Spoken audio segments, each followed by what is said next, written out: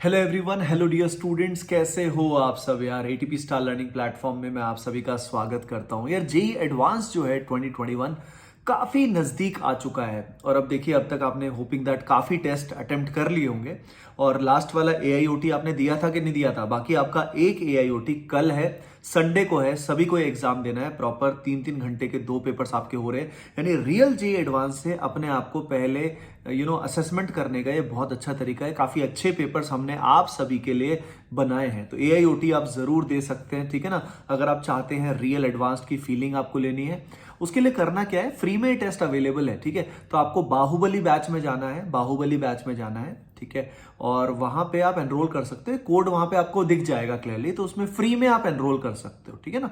तो don't worry about the fee. तो यार देखिए, अब स्ट्रेटेजी आपकी ऑलमोस्ट फाइनल हो चुकी है, ठीक है ना। लेकिन कुछ पॉइंट्स एक्स्ट्रा है, कुछ पॉइंट एडिशनल है। जैसे जब मेरा जेईई एडवांस था 2006 में, तो मुझे आज भी सारी की सारी बातें याद है, क्योंकि स्टूडेंट्स को मैं इतनी बार बता चुका हूं ना, तो सारे फंडे आज भी दिमाग में पूरे रिफ्रेश्ड है कि क्या क्या हुआ था और क्या क्या गलतियां थी और क्या क्या अच्छी बातें थी जो मैंने की थी, ठीक है। तो उन बातों का आपको जरूर ख्याल रखना है, ठीक है ना। तो यार देखो, पहली चीज तो जो आपको बोलना चाहता हूं वो है selecting the first few questions is the most crucial thing. अगर आपने पहले शुरू के कई क्वेश्चंस गलत सेलेक्ट कर लिए और अगर हम ठीक से उनको नहीं कर पाए तो हमारा मोरल डाउन हो जाता है। यानी पहले 15-20 मिनट, हाफ एन आवर सबसे क्रूशियल होता है। अगर हमने पेपर के पहले हाफ एन आवर में, पहले 30 से 40 मिनट में कुछ क्वेश्चन कंफर्म बिल्कुल सही कर लिए, तो यार बस ये मान लो कॉन्फिडेंस हमारा बहुत बढ़ने वाला है।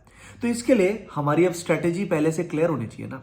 यानी जो भी पेपर अटेम्प्टिंग स्ट्रेटेजी है वो पहले से बिल्कुल क्लियर होनी चाहिए। हमें पता होना चाहिए कि पेपर 1 में जब क्वेश्चन आएंगे तो यार वो सबसे पहले मुझे किस तरह का क्वेश्चन पे अटैक करना है, हमला करना है। अब इसमें मेरा रिकमेंडेशन है कि मल्टीपल करेक्ट क्वेश्चंस को पहले नहीं करना चाहिए। पहले जो रिलेटिवली इजी क्वेश्चन होते हैं उनको हमें आइडेंटिफाई करना है। देखो, जेईई एडवांस में भी कुछ क्वेश्चन इजी होते हैं और कुछ टॉपिक्स में हम काफी कंफर्टेबल भी होते हैं। तो सबसे पहले उन सबसे जो जहां पे क्वेश्चन ठीक होने के चांस आपको लगता है सबसे ज्यादा है, वो पहले से ही दिमाग में रखो, ठीक है। और सीधा जैसे ही आपके सामने पेपर आएगा, पेपर क्या आएगा मतलब स्क्रीन पे आप चेक करोगे, तो उस सेक्शन में खट से मूव कर जाओ, स्पीड से मूव कर जाओ, है ना। और एक बार स्टार्टिंग में आपने पेपर को कॉन्कर कर लिया, फिर उस मोमेंटम को मेंटेन रखना है, ओके। आप सभी एटीपीएंस हो, फाइटर्स हो, आप मेंटेन रख पाओगे। अगली चीज, स्ट्रैटेजी जो भी आपकी है उसको मेंटेन अब कर लो। अब वक्त ज्यादा बदलाव का नहीं है। जैसे मैं आपको ये नहीं बोल रहा ये कर लो वो कर लो, मैं आपको ब्रॉडली बता रहा हूं कि भाई आप क्या क्या कर सकते हो जिससे आप अपनी करंट स्ट्रैटेजी से भी और बेटर कर सकते हो। तो पूरा स्ट्रैटेजी चेंज करने का ये टाइम नहीं है। अगली चीज, read the instructions carefully before investing your time, right. Insurance companies में आता है ना, तो यहां पे भी आपके इंस्ट्रक्शंस बहुत केयरफुली आपको रीड करने हैं, क्योंकि you can always expect surprises. देखो यार, अडेप्टेबिलिटी बहुत इंपॉर्टेंट है। जेईई एडवांस में जैसे जब 2006 में हमारा पेपर था ना, तो पता है पहली बार बहुत कुछ नया आया था, बहुत कुछ नया आया था, बहुत सारे नए तरीके थे, मार्किंग स्कीम चेंज थी। तो जरूरी नहीं जो आप कन्वेंशनली देखते आ रहे हो वही आपको स्कीम वहां पे मिले, वही मार्किंग स्कीम हो, वही नेगेटिव मार्किंग की स्कीम हो। तो इंस्ट्रक्शंस को ढंग से पढ़ना है और पैनिक नहीं करना है। याद रखिए, कुछ भी नए तरह का क्वेश्चन आया, कोई भी नई मार्किंग स्कीम आई, तो वो सिर्फ आपके लिए नहीं है भाई, वो सभी स्टूडेंट्स के लिए एप्लीकेबल है। बात समझ में आ रही है क्या।